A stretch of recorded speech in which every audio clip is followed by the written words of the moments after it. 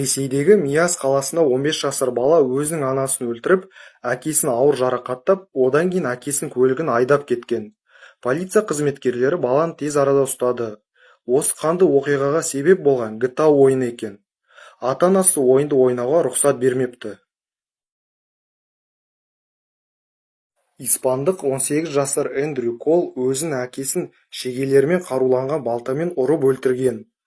Ол балтаны бірнеше күн қолдан жасаған, ал сол балтаны Dead Rising ойыннан қайталап істеген.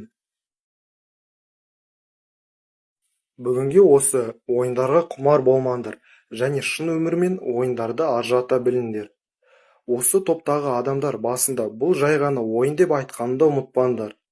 Егер осы видео пайдалы болса, лайк басып Puzzle каналына жазылуға ұмытпаңдар. Ал егер осы қоңыраушаны бассаңдар, біздің жаңа видеоларымызды ешқашан өткізіп алмайсыңдар.